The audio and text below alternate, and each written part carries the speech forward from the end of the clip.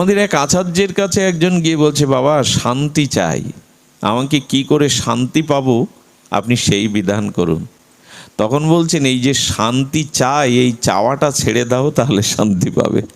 কিছু চাইতে যেও না, চাইতে গেলেই অশান্তি এসে জুটবে। চাওয়াটা কমাও, চাওয়াটা না পাওয়াই দুঃখ। দুঃখ কখন আসে? চাওয়াটা না পাওয়াই দুঃখ। এই জন্য কিছু চাইতে যেও না। আর শান্তি পাওয়ার আর একটা জিনিস আপনাদের বহুবার বলেছি, আবারও শোনাই। শান্তির একমাত্র উপায় হলো কি জানেন? তত্ত্বেন অনুকম্পাং সুসমীক্ষমান ভঞ্জান এবত্ত কৃত বিপকম।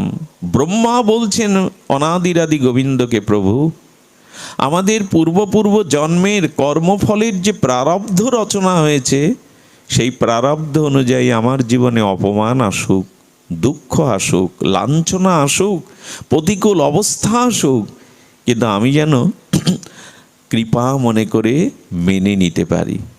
বিশ্বাস করুন, জীবনে আপনাকে কেউ শান্তি খাইয়ে দিতে পারবে না, শান্তি আপনাকে স্থাপন করে দিতে পারবে না ভেতরে। শান্তি ওই একটাই, এই জগৎ মাঝে ভালো মন্দ, অনুকূল প্রতিকূল, সুখ দুঃখ, মান অপমান, শীত গ্রীষ্ম যেটা আপনার জীবনে আসছে অনুকূল প্রতিকূল হয়ে, সেগুলিকে মেনে নিতে শিখুন। যত মেনে নিতে শিখবেন তত আপনার জীবনে শান্তি প্রতিষ্ঠা হবে। আচ্ছা, আমার অভিলাষ পূর্ণ হলো না, ক্ষতি হয়ে গেল, যা জীবনে চেয়েছি তা পাইনি, তখন আমরা হাই হাই করি। হাই হাই করতে করতেই রোগগ্রস্ত হয়ে যায়, মানসিক অশান্তির কারণ হয়, চিত্ত দুর্বল হয়ে পড়ে। একজন আচার্য বললেন, যা প্রারব্ধ কর্মফলে আছে রোগ শোক, তাতে হাই হাই না করে ওই যতবার হাই হাই করছো ততবার হরি হরি বললে তো কল্যাণ হয়ে যেত। আরে হাই হাই বলে না হলে হরি হরি বলো, তাতে কল্যাণ হবে। প্রভু তোমার ইচ্ছা, যা হয়েছে তা তোমার ইচ্ছা, তাই হাই না করে ওই শব্দটা হরি হরি করো। শান্তি আপনাকে কেউ ধরিয়ে দিতে পারবে না, আপনার হৃদয়ে বসিয়ে দিতে পারবে না। এই জন্য তো গীতায় ভগবান বলছেন, শীতোষ্ণ সুখ দুঃখেষু সমসঙ্গ বিবর্জিত মান অপমানায়। মান এবং অপমানে, সুখ এবং দুঃখকে ভগবানের অনুকম্পা রূপে মেনে নিতে শেখো। তত্ত্বেন অনুকম্পাং সুসমীক্ষমান। কবে তোমার কৃপায় আমার এই দৃষ্টি হবে যে আমি সবটুকু মেনে নিতে শিখব, আমি সব কিছু গ্রহণ করতে শিখব, এটাই ভগবানের কৃপা। আচ্ছা, ভগবান আপনাকে কৃপা করেছেন কি দিয়ে বুঝবেন? বেশি অর্থ এসে গেলে, ক্ষমতা এসে গেলে, বড় পথ এসে গেলে, এগুলো ভগবানের কৃপা না। ভগবানের কৃপাটা হলো এই, যখন সমদৃষ্টি আসবে, সব কিছুকে মেনে নেওয়ার একটা ধৈর্য আসবে, তখন জানবেন ভগবান আপনার প্রতি বিশেষ কৃপা করেছে। আর এছাড়া এই সংসারে শান্তি পাওয়ার অন্য কোনো, এখানে সকলের জন্য একই ব্যবস্থা। জন্ম মৃত্যু জরাব্যাধি কার নেই বলুন তো? রাজার নেই এগুলি, ক্ষমতামান লোকের নেই এগুলি। জন্ম মৃত্যু জরাব্যাধি সকল সাথে নিয়ে এসছে এটা। আর আমার শরীর রচনার আগে আমার প্রারব্ধ রচনা হয়েছে। পূর্ব জন্মের যে কর্ম, সেই কর্ম অনুযায়ী আমার কর্মফল রচনা হয়ে আছে। এটাকে মানতে শেখো। তত্ত্বেন অনুকম্পাং। যদি এভাবে মেনে নিতে শেখো, প্রভু যা হয়েছে এটা আমার প্রারব্ধ, এটা আমারই প্রাপ্তি, হয়ে যাক, এটা হয়ে যাক। এটা এক সাধু গুহায় বসে জপ করছেন। আর এই গুহায় বসে জপ করতে গেলে ওনার কিছু পুডলি পাল্লা আছে। কিছু দস্যু মানুষ মনে করেছেন ইনি গুহার মধ্যেই পুডলি পাল্লা সাধু, নিশ্চয়ই এনার সোনাদানা কিছু রাজা মহারাজারা আছে উপাধ্যায়ের মধ্যে আছে। বলে কোথায় আছে বের কর। পুডলি ছিঁড়ে দেখে নেই। বলে কোথায় লুকিয়ে রেখেছিস বের কর। ধরে আছাড় দিতে লাগলো, মারতে লাগলো। উনি নীরবে সইতে লাগলেন, হয়ে যাক, এটা আমার প্রাপ্তি। প্রভু আমি ভজন করতে গুহার মধ্যে বসেছি, এটা আমার প্রাপ্তি, হয়ে যাক, আমার কর্মফল শোধ হোক। এরকম যদি মেনে নেওয়া যায় তখনই আপনি শান্তি পাবেন। এর আগে শান্তি আপনাকে হৃদয়ে বসিয়ে দেওয়া যাবে না। এই জন্য অনুরোধ করব, সব পরিস্থিতিকে নূতন পাপ যেন আপনার দ্বারা আর না হয়, এইটুকুই। যে প্রভু প্রারব্ধে তো ভুগছি জন্ম জন্মান্তরের, আর যেন নূতন পাপ আমার দ্বারা না হয়, আর পেছনের যে পাপের কর্মফল সেটা যে রূপেই আসুক আমি তোমার পানে চেয়ে তোমার কৃপা মনে করে আজ থেকে মেনে নিতে শিখব। এইটুকু সিদ্ধান্ত নিন না, দেখবেন মনে অনেক শান্তি এসে যাবে। আমার এটা হলো না, আমার কেন এটা হলো, আমার বেলায় কেন এটা হবে, আমি কেন এত জ্বলছি, এতে আপনাকে ব্রহ্মাও শান্তি দিতে পারবে না। মেনে নিতে শিখুন, প্রভু তোমার কৃপা, দোষ কারো নয় গো মা, আমি সখাত সলিলে ডুবে মরি শ্যামা। দোষ কারো নয়, আমার কর্মেরই দোষ, সেটা আসুক আমার জীবনে। মেনে নিতে শিখুন। এই মেনে নেওয়াটাই, তুকারামের স্ত্রী মারা গেল দুর্ভিক্ষে, মেনে নিয়েছেন প্রারব্ধ। দুর্ভিক্ষে তো সবাই মরে না, হয়তো প্রারব্ধে তাদের যোগ ছিল। এই জন্য নূতন কোনো পাপের পথে আর না গিয়ে পুরাতন কর্মফল যা আছে তা যদি হাসি মুখে কৃপা মনে করে মেনে নিতে পারেন, তখন আপনি ভগবানের প্রেম ভক্তি কৃপা সম্পদের অধিকারী হবেন। যেমন সুপুত্র পিতার সম্পদের উত্তরাধিকার স্বাভাবিকভাবে পায়, ওর জন্য আইন করা লাগে। পিতার সম্পদ পুত্রাধিকার সূত্রে পাবে, এর জন্য আইন করা লাগে, বিচার বসানো লাগে। তেমনি ভগবানের সব ইচ্ছাকে যদি মেনে নিয়ে ভগবানের ভক্ত হতে পারো, তখন ভগবানের সম্পদ তোমার মধ্যে স্বাভাবিকভাবে পেয়ে যাবে প্রেম ভক্তি। দায় ভাকো শব্দ দিয়েছেন ব্রহ্মা, এটা পিতার সম্পদ তুমি অবশ্যম্ভাবী রূপে পাবে। অনুরোধ করব, সংসারে এই ভাগবত জগতে এসে যদি ওইটুকু মেনে নেওয়ার মতো আপনার সক্ষমতা না হয়, তাহলে এতদিন ভাগবত শ্রবণ হয়নি, আপনার সাধুসঙ্গ হয়নি। আচ্ছা, আমি আপনাদের কাছে একটু জিজ্ঞাসা করি, যে মুখগুলো দেখি আমি অনেক দিন থেকে 5-6 বছর ধরে দেখছি, আপনারা নিজের কাছে মাঝে মাঝে প্রশ্ন করবেন তো একান্তে, এই সঙ্গ পাওয়ার আগে, এই দীক্ষা সাধুসঙ্গ হরিকথা শ্রবণ কীর্তন এর প্রাপ্তির আগে যতটা আমার ভিতরে পরিস্থিতি এলে, অনুকূল এলে আমি উচ্ছ্বসিত হয়ে যেতাম, টাকা এলে, সুবর্ণ সুযোগ এলে, বা আমার জীবনে আমার ইচ্ছা মতো ব্যবসার উন্নতি হলে যতটা আমি উচ্ছ্বসিত হয়ে উঠতাম, আবার দুঃখ এলে আমি যতটা ভেঙে পড়তাম, অপমান হলে যতটা ভেঙে পড়তাম, আজ 5-6 বছর সাধুসঙ্গ করে তার কিছুটা সহন আমার মধ্যে এসছে কিনা নিজের কাছে প্রশ্ন করুন, পেয়ে যাবেন উত্তর। কিছু এলেও আপনাদের এসেছে। এটাই সাধুসঙ্গের মহিমা। সাধুসঙ্গ আপনাকে পরশপতর দিয়ে ধনী করে দেবে না, আপনাকে অন্য কিছু ম্যাজিক দেখাবে না। সাধুসঙ্গ জাদুর জায়গা না, ম্যাজিকের জায়গা না। এখানে জায়গা হলো ভগবানের ইচ্ছাগুলো মেনে নেওয়া। দেখবেন আগে যতটা রেগে যেতেন, এখন কিছুটা হলেও কিছুটা রাগ কমেছে। এইগুলি লক্ষণ সাধুসঙ্গের। আর যদি তাও কিছু না হয়, তাহলে জানবেন শ্রদ্ধার সহিত সাধুসঙ্গ হয়নি, শুধু উপস্থিত হওয়া হয়েছে, আর শোনা হয়েছে, বলা হয়েছে, কাজের কাজ কিছু হয়নি। এই জন্য ধীরে ধীরে ধীরে ধীরে এক জন্মে হবে না, ধীরে ধীরে আমাদের এই বাসনাকে জয় করতে হবে। ধীরে ধীরে জাগতিক কামনা বাসনাকে সংখ্যাটা কমিয়ে আনতে হবে। এ না হলে হবে না, এটা না হলে হবে না, এমন করে জীবন নয়। সুধীবৃন্দ, এই ভাগবতে এলেই, ভাগবত শ্রবণ করলেই আমাদের জীবনে কোনো না কোনো পরিবর্তন আসবে। প্রগতি, ভক্তি, ভগবত প্রতি আসক্তি কোনো না কোনো আসবে। তবে ছোট্ট একটা লীলা বলেই পাঠ বিশ্রাম করি। হরিকথা হচ্ছে অনেক সময়, আপনাদের অত্যাচার না করে। তো সেটি হলো খুব অপূর্ব একটি ঘটনা। এটা বৃন্দাবনের ঘটে যাওয়া, মথুরা মণ্ডলে ঘটে যাওয়া একটি বাস্তব ঘটনা। রামদাস বলে আমাদের শ্রীধাম বৃন্দাবনের আশ্রমে একজন সেবক ছিলেন। ওনার পরমারাধ্য গুরুদেব মহান আচার্য, ত্যাগ বৈরাগ্যের মূর্তি শুধু নন, উনি ভাগবত প্রেমিক। বৈকালিক 4টায় উনি আশ্রমে ভাগবত পাঠ করতেন। প্রতি আশ্রমেই ভাগবত কথা হয়, হরিকথা হয় বৃন্দাবনে। তো উনি যখন 4টের সময় পাঠ করতেন, কিছু ব্রজবাসী 20-25 জন ব্রজবাসী আসতো, কিছু শুদ্ধ অনুরাগী ভক্ত শিষ্য আসতো। তো রামদাস এর ভিতরে, এই যুবকের ভিতরে প্রচণ্ড ক্ষমতা ছিল কর্ম করার। পুরো আশ্রমটাকে একাই সামলাতেন। কেমন?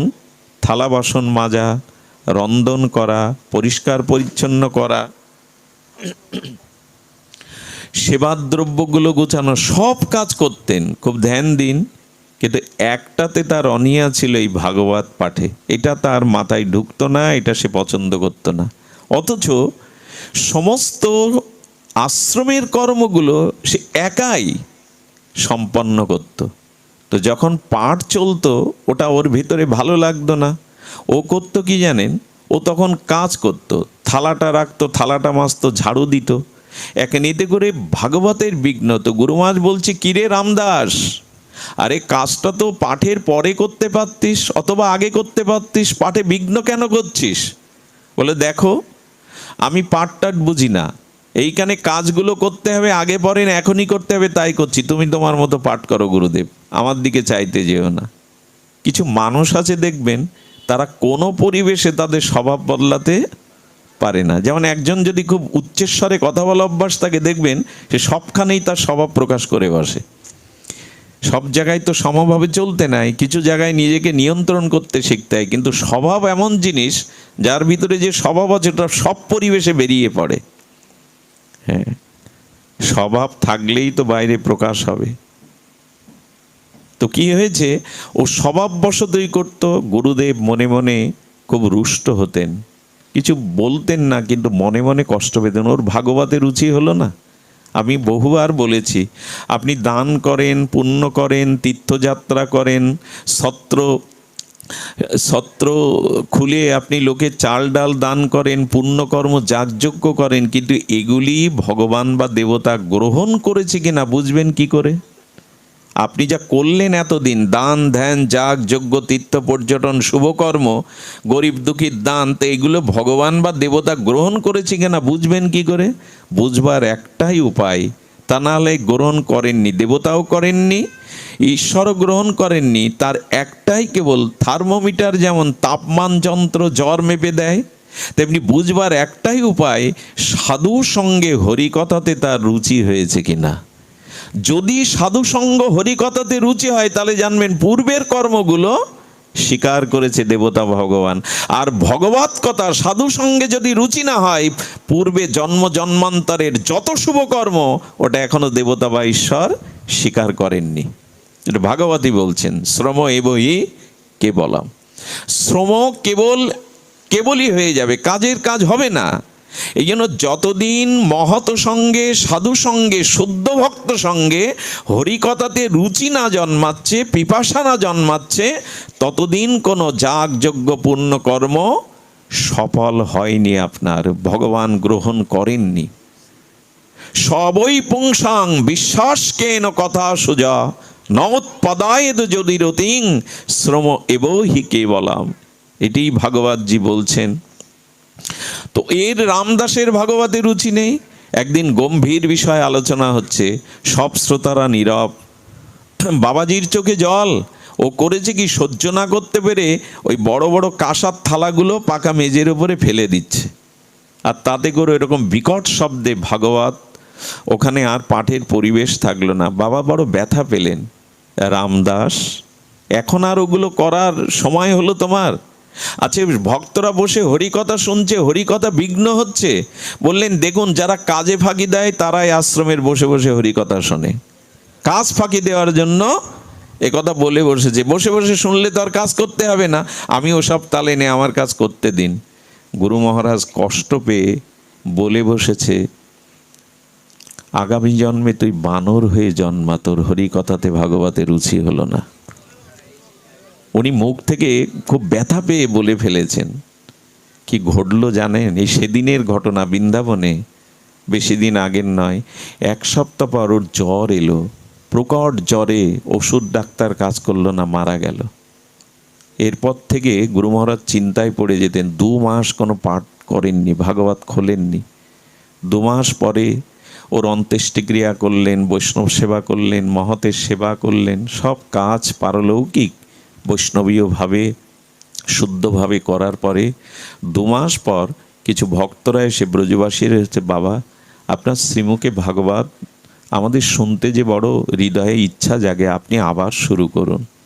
কি বলবো, ব্যাসপীঠে বসে ভাগবত এই 2 মাস পরে যখন উনি মঙ্গলাচরণ করে ভাগবত শুরু করবেন, সচ্চিদানন্দ রূপায় বিশ্বোৎপত্তাদি হেতবে তাপত্রায় বিনাশায় শ্রী গোবিন্দ শ্রীকৃষ্ণাং বয়াং নমঃ, যখনই এই মঙ্গলাচরণ শুরু করেছে, কি বলবো, একটা ছোট হনুমান এসে প্রথমতে ওই আসরের সামনে এসে ব্যাসপীঠকে প্রণাম করলেন।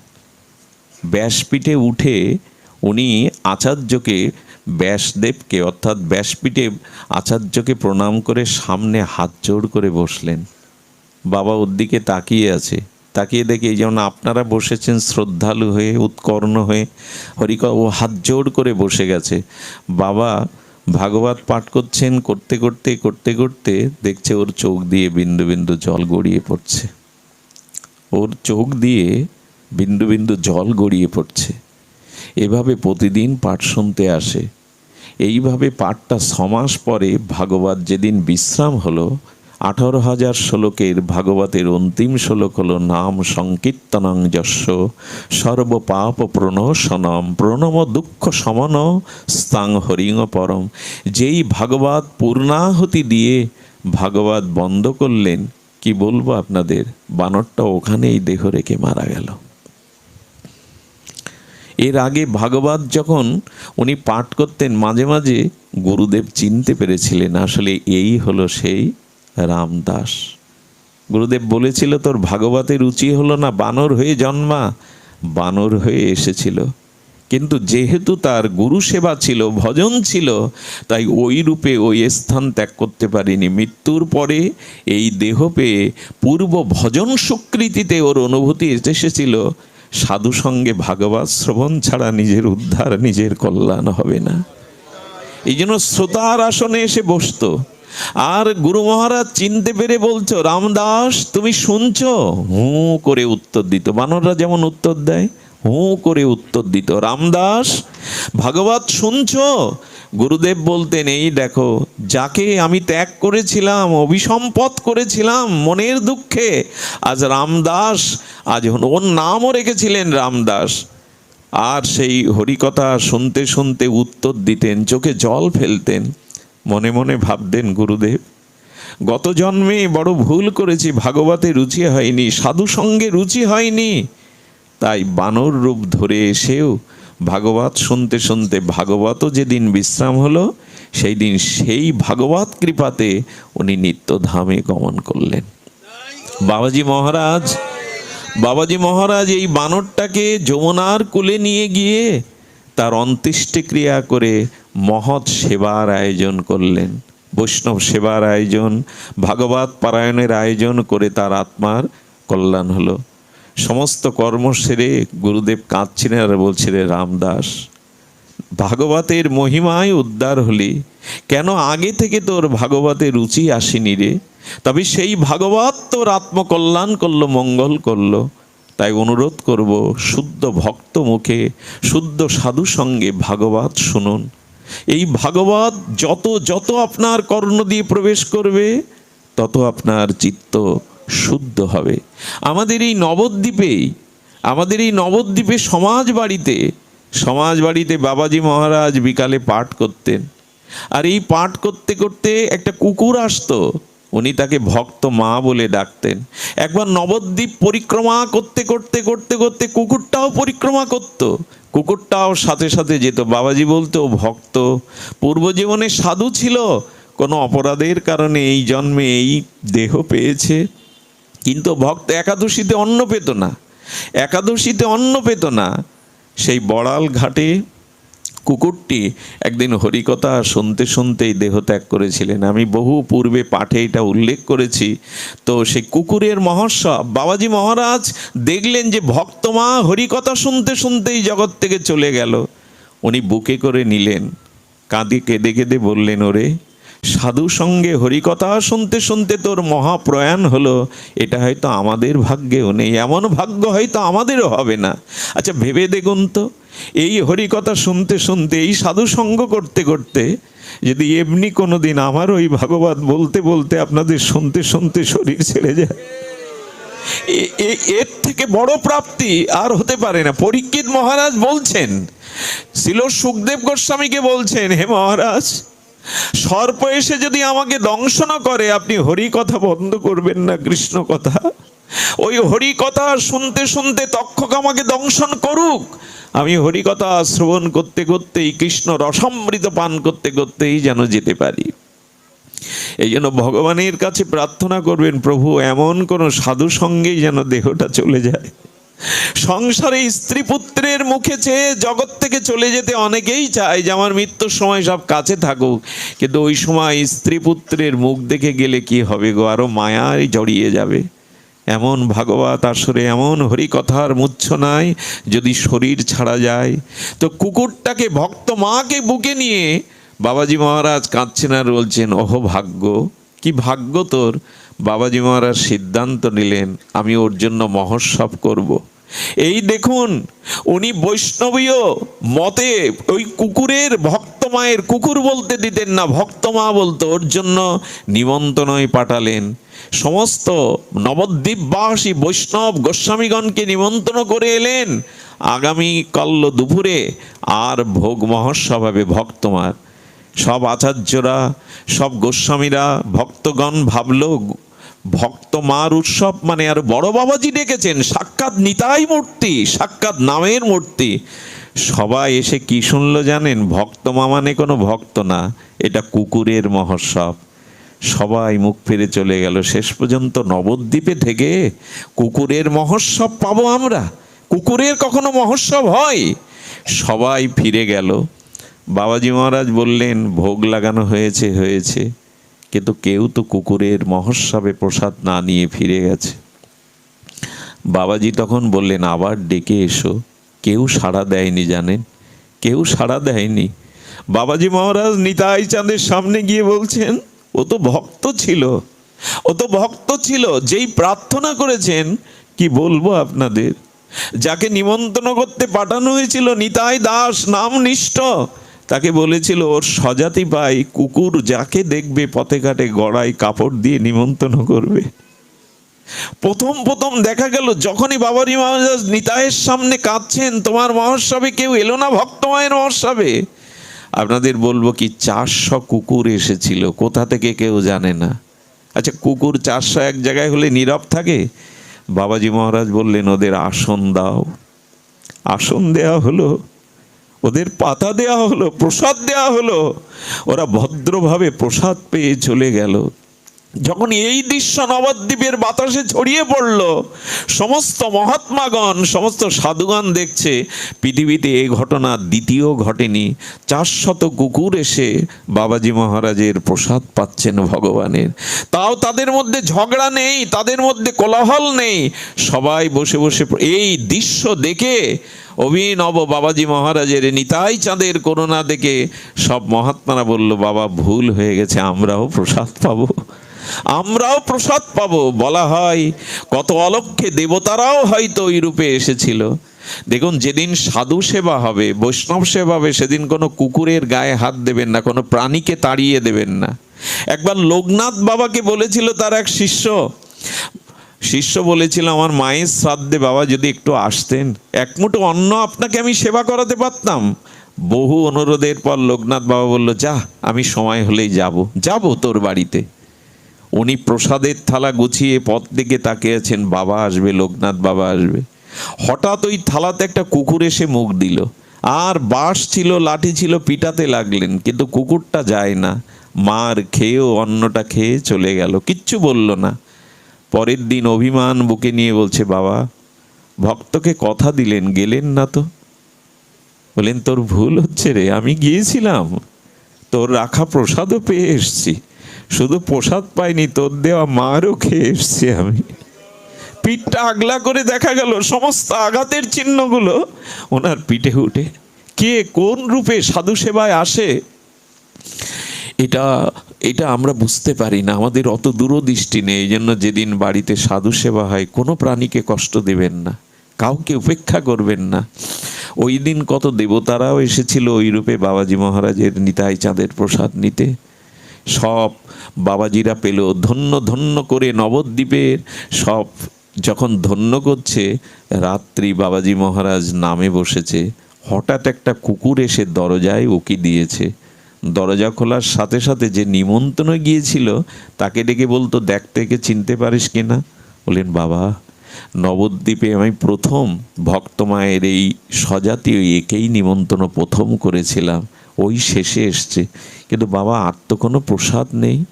বলে, আছে দেখ, এক পারস প্রসাদ নিতাই চাঁদের চরণের ওখানে রাখা আছে ঠাকুর ঘরে, যা। বাবাজি তখনও প্রসাদ নেয়নি, উনি বুঝতে পেরেছেন কেউ না কেউ বাকি আছে, ওই প্রসাদটা ওকে দিয়ে আয়। বাবাজি মহারাজের সামনে ওকে প্রসাদ দেয়া হলো। আমার আবেগতাড়িত মন কি বলে জানেন?